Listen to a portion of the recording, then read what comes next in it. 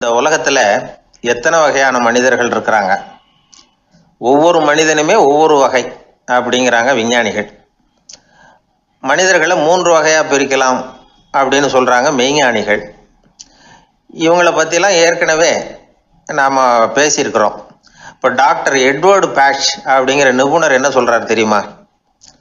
மனிதர்களை 7 வகையா பிரிக்கலாம்ங்கிறார். மனிதர்களின் மனநிலை அடிப்படையில் அவங்களை 7 விதமாக வகைப்படுத்துகிறார் அவர்.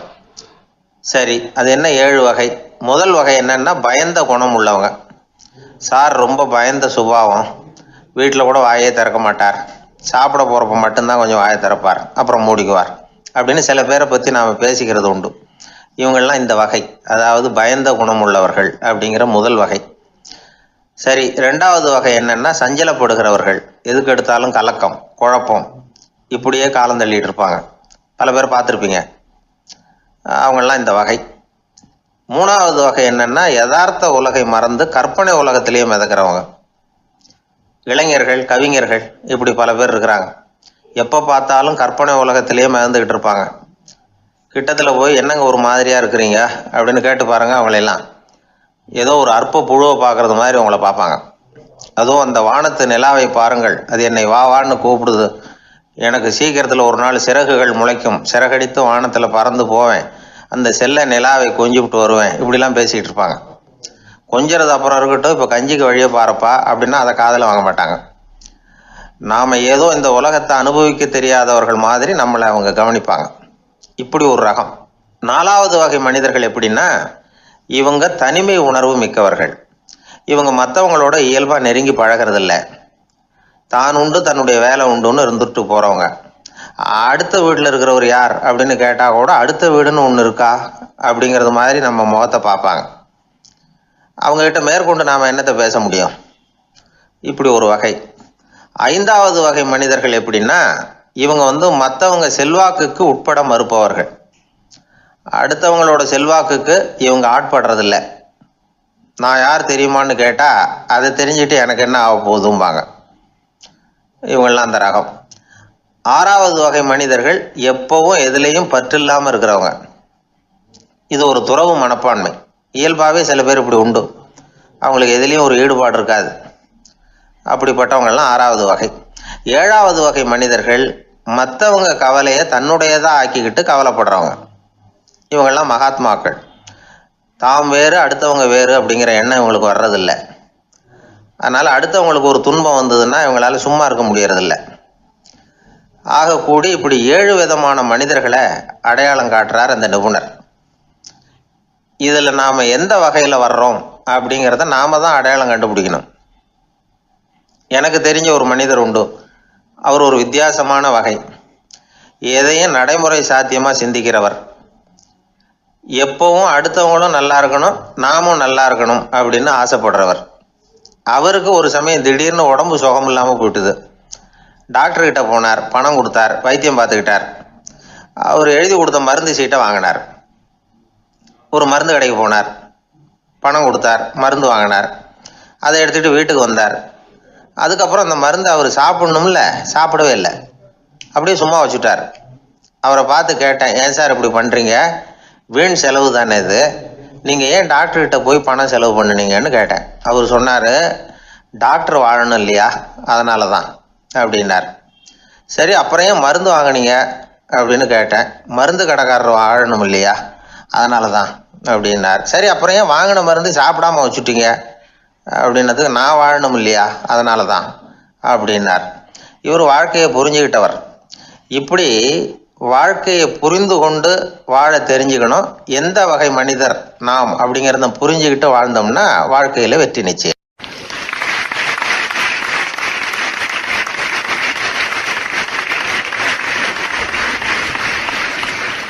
எதிர்காலத்தை நினைச்சா எனக்கு ரொம்ப பயமா இருக்கு சார் அப்படின்னு சொல்றவங்க நிறைய பேர் இருக்கிறாங்க. அதாவது பயப்படாத மனிதர்கள்னு யாருமே கிடையாது. ஒவ்வொருத்தருக்கும் ஒவ்வொரு விதமான பயம் இருந்தாலும் ஒட்டுமொத்தமாக பார்க்குறப்போ மனிதனுக்கு 6 விதமான பய உணர்வுகள் வரலாம் அப்படின்னு பெரியவங்க சொல்கிறாங்க. எல்லா விதமான பயமும் இந்த 6 வகைக்குள்ள அடக்கம். அந்த 6 வகை பயமும் 6 எதிரிகள் மாதிரியாம். 6 எதிரிகளையும் புரிஞ்சுக்கிட்டோம்னா போதும், வாழ்க்கையில சுலபமா வெற்றி அடைய முடியும். சரி, அந்த 6 வகை பயம் என்னென்ன அப்படின்னு பார்ப்போம். முதல்ல வறுமை பற்றிய பயம், 2வது பழிச்சொல் பற்றிய பயம், 3வது உடல் நலம் பாதிப்பு பற்றிய பயம், 4வது என்னன்னா காதல் தோல்வி, 5வது முதுமை, 6வது மரணம். அதாவது பயப்படுறதுங்கிறது ஒரு மனநிலை தான். இந்த மனநிலையை கட்டுப்படுத்த முடியும், திசை திருப்ப முடியும். சரி, இந்த பயங்களின் அறிகுறிகள் எப்படி இருக்கும்? வறுமை பற்றிய பயம் அப்படின்னு முதல்ல சொன்னோம் இல்லையா, அந்த பயத்தின் அறிகுறிகளை தெரிஞ்சுக்குவோம். எதுலேயும் அக்கறை இல்லாமல் இருக்கிறது, ஒரு குறிக்கோள் இல்லாமல் இருக்கிறது, வறுமையை சகிச்சுக்கிறது, வாழ்க்கையில் கிடைக்கிறது எதுவாக இருந்தாலும் ஆட்சேபனை இல்லாமல் ஏற்றுக்கிறது, மனசாலும் உடம்பாலும் சோர்ந்து போயிருக்கிறது, ஆர்வம், முனைப்பு, கற்பனை திறன் எதுவுமே இல்லாமல் இருக்கிறது. இதெல்லாம் தான் அந்த வறுமை பற்றிய பயத்தின் அறிகுறிகள். அந்த அடுத்தது ஒன்று பார்த்தோமே, பழிச்சொல் பற்றிய பயம். அதாவது அடுத்தவங்க நம்மளை குறை சொல்லி விடுவாங்களோ அப்படிங்கிற பயம். இதுக்கு அறிகுறி என்ன தெரியுமா? புதியவர்களை சந்திக்கிறதுக்கு பயப்படுறது, முடிவு எடுக்க முடியாமல் குழம்புறது, பிரச்சனைகளை தவிர்க்க விரும்புறது, தாழ்வு மனப்பான்மை, வரவுக்கு மீறி செலவு செஞ்சு இமேஜை உயர்த்திக்கிறது, குறிக்கோள் இல்லாத வாழ்க்கை, இதெல்லாம் தான் அதுக்கு அறிகுறிகள். 3வது பயம் உடல் நலம் பாதிப்பு பற்றிய பயம், அதாவது நோய் பற்றிய பயம். ஒரு உண்மை என்ன தெரியுமா? டாக்டரை சந்திக்கிற மனிதர்களில் 75% பேர் தங்களுக்கு நோய் வந்துட்டுதுங்கிற கற்பனையில் இருக்கிறவங்களாம். நிஜமாவே நோய் கிடையாதான் அவங்களுக்கு. இந்த பயத்தின் அறிகுறிகள் என்னென்னா, வியாதிக்கான அறிகுறிகள் தன்னிடம் இருக்கிறதாக நினச்சிக்கிறது, எந்த நேரமும் வியாதியை பற்றியே பேசி பேசி மனசை அங்கேயே வச்சிருக்கிறது, நோய் சம்பந்தமான செய்திகளை படித்து நமக்கு இப்படி ஆயிடுமோ அப்படின்னு வேதனைப்படுறது, இதெல்லாம் தான் அதுக்கு அறிகுறிகள். 4வது பயம் காதல் தோல்வி. இது ரொம்ப வேதனை, உடம்பையும் மனசையும் சீரழிச்சு விடும். ஆண்களை விட பெண்கள் தான் இந்த பய உணர்வில் அதிகமாக பாதிக்கப்படுறாங்க. 5வது முதுமை பற்றிய பயம். 6வது மரண பயம், வயசான காலத்தில் எப்படி சமாளிக்கிறது அப்படிங்கிற பயம். ஆக இதையெல்லாம் நாம் புரிஞ்சிக்க வேண்டியது ரொம்ப அவசியம். இந்த 6 வகை பயங்களை சரியாக புரிஞ்சுக்கிட்டு நாம் நடந்துக்கணும். வாழ்க்கையின் முன்னேற்றத்துக்கு இந்த பயங்கள் முட்டுக்கட்டே ஆகிடக்கூடாது. உழைச்சி பணம் சேர்க்கணும், உற்சாகமாக மனசை வச்சுக்கணும். மனசை கட்டுப்படுத்துகிற மார்க்கம் தெரிஞ்சுக்கிட்டா போதும், எல்லாம் சரியாக வந்துடும். நம்ம ஆள் ஒருத்தன் சொன்னான், சார் எனக்கு வறுமை பற்றிய பயம்தான் இருந்தது, ஒரே ராத்திரியில் 30,000 ரூபா தயார் பண்ணிவிட்டேன், இப்போ எனக்கு இன்னொரு பயம் வந்துட்டுதுன்னா. என்ன பயம்னு கேட்டாங்க. போலீஸு கண்டுபிடிச்சிருமோங்கிற பயம்னா. இது இந்த பயத்தில் அடங்காது. அதனால் அஞ்சி அஞ்சி சாவார், அஞ்சாத பொருள் இல்லை அப்படின்னு பாரதி சொன்னார் இல்லையா, அது மாதிரி பயத்தை புரிந்து கொண்டு அதற்கு தகுந்த மாதிரி நம்முடைய வாழ்க்கையை அமைத்து கொள்ள வேண்டும். அப்படி அமைத்து கொள்ளுகிறவர்களுக்கு வெற்றி நிச்சயம்.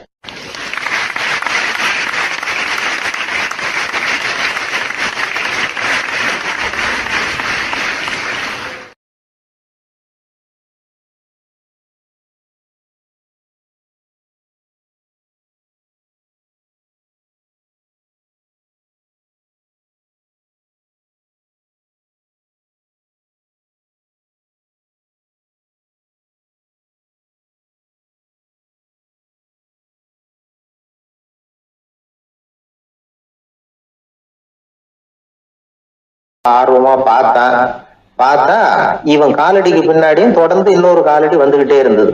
கடைசி வரைக்கும் தொடர்ந்து இருந்தது. என் பின்னாடி நீங்க வந்திருக்கீங்க போல இருக்க அப்படின்னு நான் கடவுள்கிட்ட. அதுக்கு கடவுள் சொன்னாரு, அப்படி இல்லப்பா, அது ரெண்டுமே உன்னோட காலடிகள் தான். எப்ப பார்த்தாலும் நீ குடி போதையில 2 ஆசாமியாவே இருந்திருக்கிற, அப்படியே வாழ்க்கையை முடிச்சுக்கிட்டு நேரா இங்க வந்து சேர்ந்திருக்கிற அப்படின்னு அதுக்கு விளக்கம் கொடுத்தாரு.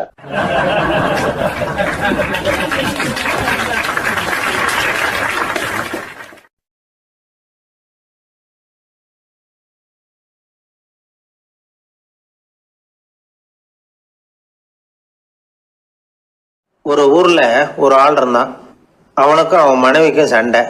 இவன் கோவிச்சுக்கிட்டு வீட்டை விட்டு வெளியில வந்துட்டான். நேரா தன்னுடைய நண்பன் ஒருத்தனை தேடிட்டு போனான். அந்த நண்பன் எப்படின்னா, எதுக்கும் அசர மாட்டான், எப்பவும் மகிழ்ச்சியா இருப்பான். அவன்கிட்ட போய் இவன் யோசனை கேட்டான். அது சரி, நீ எப்படி எப்பவும் மகிழ்ச்சியா இருக்கிற, என்னால் அப்படி இருக்க முடியலையே அப்படின்னு கேட்டான். என்ன நடந்தது சொல்லுன்னா அவன். வீட்டில் எனக்கும் என் மனைவிக்கும் தகராறு, நிம்மதி இல்லை, அதுதான் இங்கே வந்தேன் உங்ககிட்ட யோசனை கேட்கலாமேன்னு அப்படின்னு விவரத்தை சொன்னான். அதை கேட்டுவிட்டு அதுக்கப்புறமா இவன் சொன்னான், இந்த பாருப்பா, இது ஒன்றும் பெரிய விஷயம் இல்லை. எனக்கு 2 மனைவிகள், 2 வீடு. ஒரு வீட்டில் சண்டை வந்துட்டுதுன்னா நேராக இன்னொரு வீட்டுக்கு வந்துடுவேன். இங்கே சண்டை வந்துட்டுதுன்னா நேராக அங்கே போயிடுவேன். 2 குடும்பம் இருக்கிறதுனால இப்படி ஒரு வசதி. இதுதான் என்னுடைய மகிழ்ச்சியின் ரகசியம் அப்படின்னு நானா. ஓ அப்படியா விஷயம், இப்போ புரிஞ்சுக்கிட்டேன், உன்னுடைய யோசனைக்கு ரொம்ப நன்றி அப்படின்னு சொல்லிவிட்டு அவன் திரும்பி வந்துட்டான். அங்கே இங்கே தேடினான். ஒரு வாரத்துக்குள்ளே இன்னொரு பொண்ணை தேடி கண்டுபிடிச்சி கல்யாணம் பண்ணிட்டான். இப்போ இவனுக்கும் 2 வீடு ஆயிட்டுது. அதுக்கப்புறம் என்னாச்சு தெரியுமா, இவன் 2வதாக கல்யாணம் பண்ணிக்கிட்டு வந்தானே, இந்த செய்தி முதல் மனைவிக்கு தெரிஞ்சு போச்சு. போனான், அது கழுத்தை பிடிச்சி வெளில தள்ளி விட்டு கதவை சாத்தி விட்டுது. இனிமேல் இந்த பக்கம் வராத, எனக்கு தெரியாமல் எப்படி நீ இன்னொரு கல்யாணம் பண்ண அப்படின்னு சொல்லி அடித்து விரட்டி விட்டுது. இவன் அதனால் என்ன பரவாயில்லன்னு 2வது மனைவி வீட்டுக்கு போனான். அங்கே பார்த்து, நீ எனக்கு கல்யாணம் பண்ணுறதுக்கு முன்னாடி ஏற்கனவே உனக்கு கல்யாணம் ஆச்சுங்கிற விஷயத்த ஏன் என்கிட்ட சொல்லலை அப்படின்னு சொல்லி அதுவும் கழுத்தை பிடிச்சி வெளில தள்ளி விட்டுது. இவன் வீதிக்கு வந்துட்டான். இங்கேயும் போக முடியல, அங்கேயும் போக முடியல. என்ன இது, அவன் சொல்லி கொடுத்த யோசனை ஒன்றும் சரியாக வரலையே அப்படின்னு யோசனை பண்ணிக்கிட்டே நடந்தான். வழியில் ஒரு பாழடைஞ்ச மண்டபம். சரி, இன்னைக்கு ராத்திரி இங்கேயே படுத்துருவோம், வேற எங்கேயும் போய் படுத்துவ முடியாது, அதான் 2 பேரும் விரட்டி விட்டாங்களே, என்ன பண்ணுறது அப்படின்னு சொல்லி அந்த மண்டபத்தில் போய் ஒரு தூணில் ஓரமாக சாஞ்சி உக்காந்தான். அப்போ எதிர்த்தாப்புல இன்னொரு தூண் ஓரமாக யாரோ அசைகிறது மாதிரி தெரிஞ்சுது, லேசான இருட்டில். யாரப்பா அது அப்படின்னு கிட்ட போய் பார்க்குறான். அப்புறம் தான் தெரியுது, அவன் யார் தெரியுமா, இவனுக்கு யோசனை சொன்னான்ல 2 கல்யாணம் பண்ணிக்கணும்னு சொல்லி, அவன் அங்கே படுத்து கிடக்குறான். டேய் நீ எப்படிடா இங்கே வந்த அப்படின்னா, 2 வீட்லேயும் சண்டை வந்துட்டுது, அதுதான் இங்கே வந்தேன் படுத்து தூங்கலாமேன்னு அப்படின்னா. 2 வீடு இருக்கிறது சௌரியம்னு என்கிட்ட சொன்னியப்பா அப்படின்னா இவன். நான் அப்படி சொன்னதுக்கு ஒரு காரணம் உண்டுன்னா அவன். என்னடா காரணம்னு கேட்டான். அது வேற ஒன்றும் இல்லை, தினமும் ராத்திரியில் இந்த மண்டபத்தில் தனியாக படுக்கிறதுக்கு எனக்கு பயமாக இருந்தது, எனக்கு ஒரு துணை தேவைப்பட்டது, அதுக்காக தான் உங்ககிட்ட அப்படி ஒரு யோசனை சொன்னேன். இப்போ நீ வந்ததுனால எனக்கு துணை கிடைச்சிட்டுது. இப்போ நம்ம 2 பேரும் துணையாக இங்கே படுத்துக்கலாம், நீ அந்த தூணில் சாஞ்சிக்கோ, நான் இந்த தூணில் சாஞ்சிக்கிறேன் அப்படின்னு சொல்லி படுத்து தூங்க ஆரம்பிச்சிட்டானோ. அதாவது நம்ம வாழ்க்கையில் முடிவுகள் எடுக்கிற விஷயத்துல இந்த ஆள் மாதிரி தான் பல பேர் நடந்துக்கிறோம் அப்படிங்கிறார். அதாவது உலக புகழ்பெற்ற மனோதத்துவ மேதை எம் ஸ்காட் பெக் அப்படிங்கிறவர். அதாவது வீட்டுக்கு தேவையான பொருள்கள் வாங்குறதுலேருந்து கல்யாணம் பண்ணுறது, வீடு கட்டுறது வரைக்கும் அடுத்தவங்க பேச்சை கேட்டு வீணா போகிறவங்க தான் அதிகம். அறிவுரை கேட்கறதுல தப்பு இல்லை, ஆனால் அதுக்கப்புறம் அதை பற்றி சரியாக சிந்திச்சு பார்க்கறது இல்லை, அதுதான் தப்பு. சில பேர் அறிவுரை சொல்றதுலேயே ரொம்ப தெளிவாக இருப்பாங்க. ஏன் சார் 2 சம்சாரத்தோட குடும்பம் நடத்துறது ரொம்ப கஷ்டமானு கேட்டாராம் ஒருத்தர். அது எனக்கு தெரியாதுங்க அப்படின்னாராம் அவர். ஏன்னு கேட்டிருக்கார். ஏன்னா எனக்கு 3 சம்சாரம் அப்படின்னாராம் அவர்.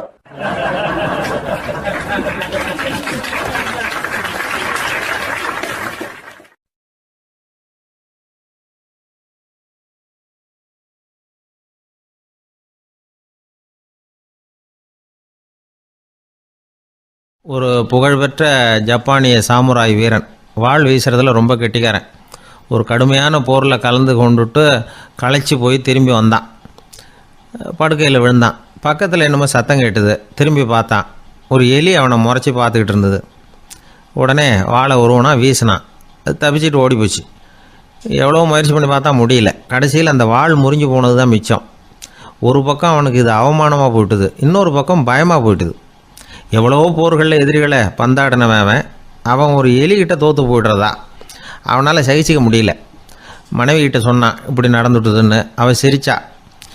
உங்களுக்கு புத்தியே இல்லை, எலியை போய் யாராவது வாளால் வெட்டுவாங்களா அப்படின்னு அந்த அம்மா சொன்னதும், நீ என்ன சொல்கிறேன்னா, ஒரு பூனையை கொண்டுட்டு வந்துட்டா போதும், அதுக்கப்புறம் ஏன் எலி வரப்போகுது அப்படின்னு அந்த அம்மா. உடனே ஒரு பூனை வந்து சேர்ந்தது. அது சாதாரண பூனை இல்லை, வீர சாகசங்கள்லாம் செஞ்சு பழக்கப்பட்ட பூனை. பெரிய இடத்துல வளர்ந்தது. அதை கொண்டுட்டு வந்துட்டாங்க. அந்த பூனை குறி பார்த்து எலி மேலே பாஞ்சுது. ஆனால் அந்த எலியை சுலபமாக தப்பிச்சு போட்டுது. அடுத்தபடியாகவும் பாயறதுக்கு முயற்சி பண்ணிச்சு அந்த பூனை. ஆனால் அந்த எலியோ ரொம்ப தந்திரமாக திடீர்னு அந்த பூனையின் முகத்துக்கு நேராக பாஞ்சுது. அவ்வளவுதான். அந்த பூனை பயந்து போய் ஒரே தாவி ஜன்னல் வழியாக வெளியில் ஓடிப்போச்சு. அந்த வீரனுக்கு இது ஒரு பெரிய அதிர்ச்சியாக இருந்தது. அடுத்தபடியாக யோசனை பண்ணான். ராஜா வளர்த்துக்கிட்டு இருந்த அரண்மனை பூனையை ஒரு நாள் இரவலாக கேட்டு வாங்கிட்டு வந்தான். ஊர் உலகம்லாம் பேர் வாங்கின பூனை இது. அந்த பூனையாலும் அந்த எலியை ஒன்றும் செய்ய முடியல. வீரனுக்கு ரொம்ப அதிர்ச்சி. அந்த அரண்மனை பூனைகிட்டையே போய் புலம்புனான். அரண்மனை பூனையே, நீயே தோற்று போயிட்டியே, இனிமேல் நான் என்ன செய்ய முடியும்னா. அந்த பூனை சிந்திச்சுது.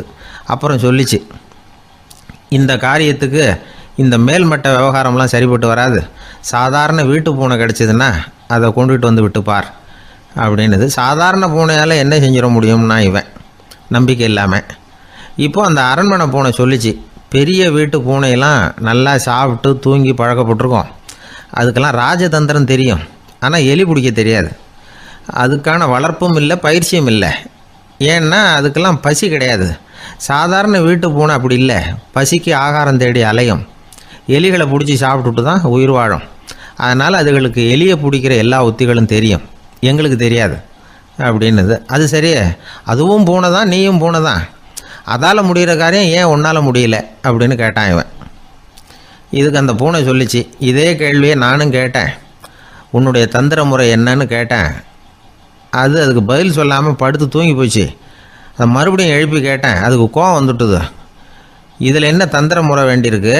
நான் ஒரு பூனை, அவ்வளவுதான். பூனைன்னா பூனை, பூனை எலியை பிடிக்கும், நான் எலியை பிடிக்கிறேன், அவ்வளவுதான்னுது அப்படின்னு சொல்லி விவரமாக சொல்லிச்சு அந்த அரண்மனை பூனை. உடனே ஒரு சாதாரண பூனையை கொண்டுட்டு வந்துட்டாங்க. கொண்டாந்து விட்டால் அது பார்க்குறதுக்கு ரொம்ப சாதாரணமாக தெரிஞ்சுது. இந்த வீரனுக்கு நம்பிக்கை வரல. இருந்தாலும் அதை கொண்டுட்டு வந்து வீட்டுக்குள்ளே விட்டான். ஒரே நிமிஷம் அந்த எலியை கவிட்டு வெளியில் ஓடி போச்சு. மேலிடத்து பூனைகள்லாம் இதை வேடிக்கை பார்த்துக்கிட்டு வெளியில் நின்றுக்கிட்டு இருக்குது. எல்லாரும் மெதுவாக அந்த பூனையை நெருங்கி, உங்ககிட்ட அப்படி என்ன தனிப்பட்ட திறமை, அதோட ரகசியம் என்னன்னு கேட்டாங்க. அந்த சாதாரண பூனை ரொம்ப சாதாரணமாக சொல்லிச்சான், அதெல்லாம் எனக்கு தெரியாது, நான் பூனை, அவ்வளவுதான், நீங்களும் பூனையா இருங்கோ அப்படின்னு சொல்லிவிட்டு அந்த பூனை தன்னுடைய வாயில் கவிய எலியோடு அங்கேருந்து நடந்து போச்சு. இந்த கதையிலேருந்து நாம் புரிஞ்சிக்க வேண்டிய தத்துவம் என்னென்னா, நீயாக இரு. இதுதான் அந்த தத்துவம். நம்ம ஒவ்வொருத்தருக்கு உள்ளேயும் ஒரு தனித்தன்மை இருக்குது. இதை அவங்கவுங்க புரிஞ்சுக்கிட்டு உண்மை இயல்பு புரிஞ்சுக்கணும். நம்முடைய இயல்பு என்னங்கிறது நமக்கு தெரியணும். அதை கண்டுபிடிக்கிறது தான் உண்மையான கலை. ஒரு பெரிய மனுஷன் வாயை அகலமாக திறந்து வச்சுட்டு தூங்கிட்டு இருந்தான். உடனே ஒரு எலி உள்ளே பூந்துட்டு தான். வீட்டு வேலையாள் டாக்டருக்கு ஃபோன் பண்ணான், எங்கள் முதலாளி வாய்க்குள்ளே ஒரு எலி பூந்துட்டுது டாக்டர் அப்படின்னா. நான் உடனே புறப்பட்டு வரேன், அதுக்கு முன்னாடி நீ ஒரு ரொட்டி துண்டை எடுத்து ஒரு வாய்க்கு முன்னாடி காட்டு, உள்ளே போன எலி வெளியில் வந்துடும்னார் டாக்டர். சரின்னு சொல்லிவிட்டான். கொஞ்ச நேரத்தில் டாக்டர் அங்கே போய் சேர்ந்தார். அப்போ வேலைக்காரன் ஒரு பெரிய மீனை அவர் வாய்க்கு நேராக இப்படியும் ஆட்டிக்கிட்டு இருந்தான்.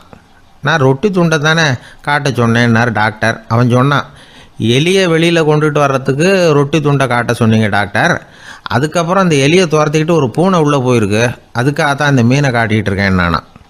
இது எதுக்குன்னா, இப்படி வேடிக்கையாக சொல்கிறது, பூனை பூனையாக இருக்க வேண்டும், எலி எலியாக இருக்க வேண்டும், மனுஷன் மனுஷனாக இருக்க வேண்டும் அப்படிங்கிறத புரிஞ்சுக்கிறது. நாம் நாமாக இருக்கிற வரை வெற்றி நிச்சயம்.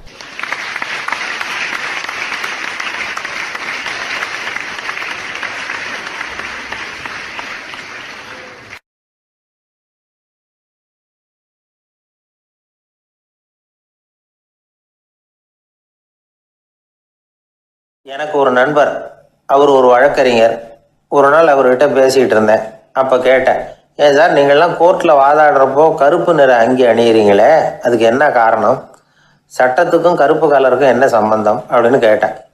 அது ஒரு சுவாரஸ்யமான கதைன்னார் அவர். சொல்லுங்களேன் அப்படின்னு அவர் சொன்னார். கிபி 1694 வருஷத்தில் இங்கிலாந்து அரசி 2வது மேரிங்கிறவர் இறந்து போனார். அந்த ராணியோட கணவர் 3ஆம் வில்லியம், அவரு ஒரு உத்தரவு போட்டாராம், அரசியோட மறைவுக்கு அனுதாபம் தெரிவிக்கிற வகையில் வழக்குரைஞர்கள் எல்லாரும் கருப்பு நிற அங்கி அணியணும் அப்படின்னு. அன்னைக்கு ஆரம்பித்த அந்த பழக்கம் அதுக்கப்புறம் மாறவே இல்லையாம், இன்னைக்கும் தொடருது. வழக்குரைஞர்கள்லாம் முதல்ல கருப்பு அங்கி மட்டும்தான் அணிஞ்சாங்களாம்.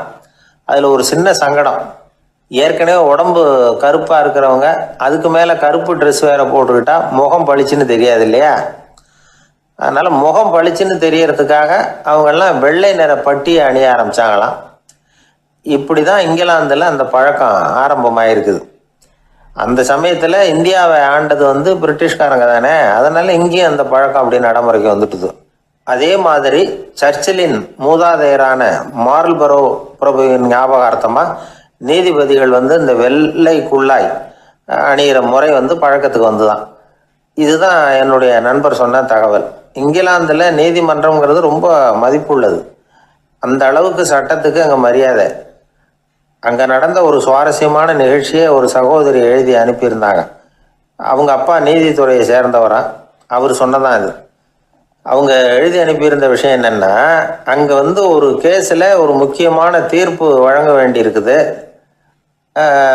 ஜட்ஜு, பாரட்லா படித்த பெரிய பெரிய வக்கீல்கள், ஜூரி எல்லாருமா கூடி அந்த கேஸை பற்றி விவாதிக்கணும். சுமாராக 40 பேர். இதுக்காக கோர்ட்டு ஹாலில் விசேஷ சேம்பரில் நுழையிறதுக்கு முன்னாடி அவங்கெல்லாம் தங்களுடைய கோட்டு தொப்பி எல்லாத்தையும் கழட்டி அங்கே நின்றுக்கிட்டு இருந்த ஒரு அட்டெண்டர்கிட்ட கொடுத்துட்டு உள்ளே போனாங்க. அந்த ஆள் படிக்காதவர். அவர் ஒவ்வொருத்தர் கொடுக்குறதையும் வாங்கி அங்கே அப்படியே ஒரு இடத்துல அடுக்கி வைக்கிறார்.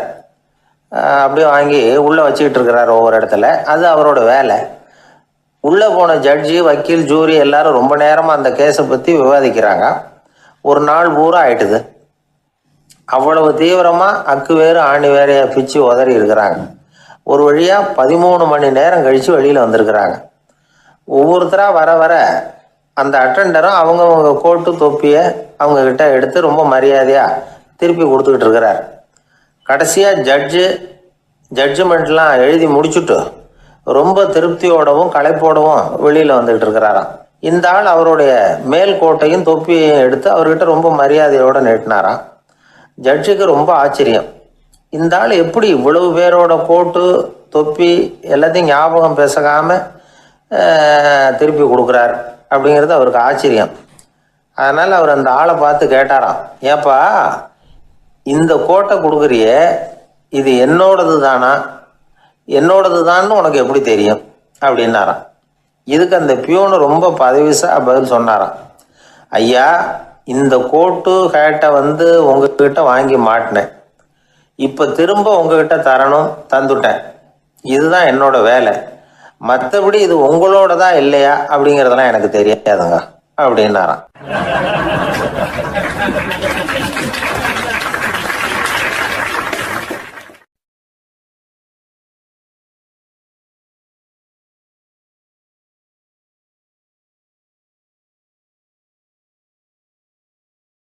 உழைப்பும் நேர்மையும் உயர்வதற்கு வழிகள். அதை விட்டுட்டு உட்கார்ந்த இடத்துல இருந்துகிட்டே உயர போகணும் அப்படின்னு ஆசை கற்பனை பண்றாங்க. அந்த கற்பனையிலேயே பாதி வாழ்க்கை ஓடி போடுது. உழைப்புங்கிற வழியையும் நேர்மைங்கிற வழியையும் ஒதுக்கி விட்டு குறுக்கு வழியில ஓட நினைக்கிறவங்க குப்புற விழுந்துடுறாங்க. எந்த தொழிலை நாம செய்தாலும் சரி, அந்த தொழிலுக்குரிய பெருமையை நாம புரிஞ்சுக்கிட்டு அதுல ஈடுபடணும். அப்படி இல்லாம என்ன சார் பொழப்புது, இந்த தொழிலை மனுஷன் செய்வானா அப்படி புலம்பிக்கிட்டே இந்த தொழிலையே செஞ்சுக்கிட்டு இருக்கிறவங்க நம்மள பல பேர் உண்டு. செய்யும் தொழிலே தெய்வம் அப்படின்னு சொல்றாங்கல்ல, அப்படி சொல்றது எதுக்காக? அந்த அளவுக்கு அதுல ஒரு ஈடுபாடு வேணுங்கிறதுக்காகத்தான். ஒரு பெரிய மலைப்பகுதி, அந்த மலை அடிவாரத்துல ஒரு சிற்பி உட்காந்து ஒரு சிலையை வடிச்சுக்கிட்டு இருக்கிறான். கையில ஒரு சின்ன உளிய வச்சுக்கிட்டு ஒரு பெரிய கருங்கல் பாறையை கொஞ்சம் கொஞ்சமா உடைச்சுக்கிட்டு இருக்கான். ஒரு சிற்பத்தை வடிக்கிறதுங்கிறது அவ்வளவு உன்னதமான ஒரு தொழிலா? எல்லாராலையும் முடியுமா அது? அப்படி இருந்தும் அந்த சிற்பிக்கு மன நிறைவில்லை. அவன் நினைக்கிறான், இந்த கடுமையான வெயில்ல உட்கார்ந்து வேலை செய்யறது எவ்வளவு கஷ்டம். நாம ஒரு சிற்பியா இருக்கிறதுனால தானே சூரியன் கடுமையான வெப்ப கதிர்களை நம்ம மேல வீசுறான். நாமளே அந்த சூரியனா இருந்துட்டா இந்த கஷ்டம் இருக்காதே. நம்மளை கஷ்டப்படுத்துறவன் நம்மளை விட வலிமை உள்ளவன், அதனால நாம அவனா மாறி விடுறதுதான் நல்லது அப்படின்னு அந்த சிற்பி யோசனை பண்ணான். அவன் எண்ணம் உடனே நிறைவேறிட்டுது. இயற்கைங்கிற மாபெரும் சக்தி அவனை ஒரு சூரியனா மாத்தி விட்டது. சிற்பி இப்போ ஒரு சூரியனா மாறினான். இனிமே இந்த உலகத்துல நம்மளை விட வலிமை உள்ளவன் வேற யாரும் கிடையாது அப்படின்னு நினைக்க ஆரம்பிச்சுட்டான். அவனுக்கு மகிழ்ச்சியா இருந்தது. அந்த மகிழ்ச்சி அதிக நேரம் நீடிக்கல. ஏன்னா கொஞ்ச நேரத்துல ஆகாயத்துல கரிய மழை மேகங்கள் அப்படியே சூழ்ந்து வந்தது. சூழ்ந்து வந்த மேகங்கள் சூரியனை மறைக்க ஆரம்பிச்சது. இப்போ சூரியனா இருந்த அந்த சிற்பி நினைச்சு பாக்குறான், என்ன இது என்னையே இந்த மேகம் மூடி மறைக்குதுன்னா அது என்னை விட பெரிய ஆளாதான் இருக்கணும். அதனால இனிமே நாம சூரியனா இருக்கக்கூடாது, நாம மேகமா தான் இருக்கணும், அதுதான் கௌரவம் அப்படின்னு நினைக்க ஆரம்பிச்சிட்டான். இப்பவும் பாருங்க, இயற்கை அவனுடைய ஆசையை நிறைவேற்றி வச்சது. சூரியனா இருந்த சிற்பி மேகமா மாறினான். வான வீதியில அப்படியே உல்லாசமா வர ஆரம்பிச்சான். அந்த உல்லாசமும் அதிக நேரம் நீடிக்கல. எதிரில் பார்த்தா பிரம்மாண்டமான மலைகள் வழியை அடைச்சிட்டு நிக்குது. வேகமா வந்த மேகம் மலையில மோதிக்கிட்டுது. அந்த மலையை தாண்டி அப்பால செல்ல முடியல. இப்போ அந்த மேகம் நினைக்குது, நாம எந்த தடையும் இல்லாம அந்த இடத்துல மிதந்து வர்றோம், நம்மையே போக விடாம தடுக்குதுன்னா அந்த மலைக்கு எப்பேற்பட்ட வலிமை இருக்கணும். இனிமேலும் நாம மேகமா இருந்து பிரயோஜனம் இல்லை, இருந்தா மலையா இருக்கணும், அதுதான் பெருமை அப்படின்னு நினைக்க ஆரம்பிச்சான். இப்பவும் பாருங்க, இயற்கை அவனுடைய ஆசையை நிறைவேற்றி வச்சது. மேகமா இருந்த சிற்பி மலையா மாறினான். பெரிய மலை பூமிக்கும் வானத்துக்குமா நின்றுகிட்டு இருக்கு. இனிமே நமக்கு எந்த கவலை இல்லை அப்படின்னு நினைச்சது அந்த மலை. இப்படி நினைச்சுக்கிட்டு இருந்த வேளையில அந்த மலையோட காலடியில அடிவாரத்துல ஏதோ சத்தம் கேட்டுது. என்ன சத்தம் இது அப்படின்னு சொல்லி அந்த மலை மெதுவா குனிஞ்சு பார்த்துதான். பார்த்தா அங்க ஒரு மனுஷன் தன்னுடைய கையில உளிய வச்சுக்கிட்டு மலையை கொத்திக்கிட்டு இருக்கிறான். ஏதோ ஒரு சிற்பத்தை வடிக்கிறதுக்காக அவன் முயற்சி பண்ணிட்டு இருக்கிறான். இப்போ அந்த மலை நினைச்சுதான், மலையே ஒருத்தன் உடைக்கிறான்னா அவன் எப்பேற்பட்ட வலிமை உள்ளவனா இருக்கணும். இனிமேலும் மலையா இருந்து பிரயோஜனம் இல்ல, மனுஷனா மாறணும், அதுதான் சரி அப்படின்னு நினைச்சுதான். அந்த வினாடியே அந்த மலை ஒரு மனுஷனா மாறிச்சு. அவன் கையில ஒரு உளி, பழையபடியே ஒரு கருங்கல் பாறையை கொத்த ஆரம்பிச்சான். அந்த ஆள் பழைய நிலைமைக்கு வந்துட்டான். இந்த கதையிலிருந்து நாம தெரிஞ்சுக்க வேண்டியது என்னன்னா, தன்னுடைய உண்மையான பலம் என்னங்கிறது தெரியாமலே தாவி தாவி தடுமாறிக்கிட்டு இருக்கிறான் மனுஷன் அப்படிங்கிறது தான். இனிமேலாவது அதை புரிஞ்சுக்கணும், புரிஞ்சுக்கிட்டு புறப்படணும் வாழ்க்கையில வெற்றி பெறறதுக்கு. ஒரு குடும்ப தலைவருக்கு விபரீதமா ஒரு ஆசை வந்துதான்.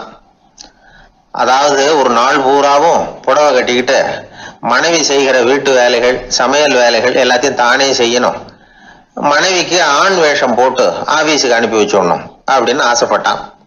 இதுதான் அந்த ஆசை. அதே மாதிரி செஞ்சான். பெண் வேஷத்துல சமையல் பண்ணிட்டு இருந்தான். இருட்டி விட்டுது. இந்த சமயத்துல வாசல் கதவு தட்டப்படுற சத்தம் கேட்டுது. ஓடி போய் திறந்தான். பக்கத்து வீட்டம்மா கிடுகிடுன்னு உள்ள வந்துட்டாங்க, காப்பி பொடியோ ஏதோ வாங்கறதுக்கு. இவன் பயந்து போய், கமலாம்மா, நான் சுசீலா இல்ல, சுசீலாவோட புருஷன், பெண் வேஷத்துல இருக்கிறேன், சும்மா ஒரு சேஞ்சுக்காக அப்படின்னா. உடனே அந்த அம்மா கிட்ட பயப்படாத, நானும் கமலா இல்ல, கமலாவோட புருஷன், இதுவும் சும்மா ஒரு சேஞ்சுக்காகத்தான் அப்படின்னு நானா. இப்படி வாழ்க்கைய விபரீதமா நினைச்சுக்கிட்டு வேற வேற கற்பனைகள்ல வீணாக்கிக்கிட்டு இருக்கிறவங்க தான் ரொம்ப அதிகம். நாம அதுவா மாறணும்னு நினைக்கிறது தப்பு, நாம இருக்கணும் அப்படின்னு நினைக்கிறது தான் உண்மை, அதுதான் சரி. அந்த சிற்பி என்னென்னோ கற்பனை பண்ணி கடைசியில மறுபடியும் சிற்பியாகவே சேர்ந்தான் பாருங்க. அதனால நம்முடைய உண்மையான பலம் என்ன அப்படிங்கறத தெரிஞ்சுக்கிட்டு நடந்துகிட்டோம்னா வாழ்க்கையில எப்பொழுதும் வெற்றி நிச்சயம்.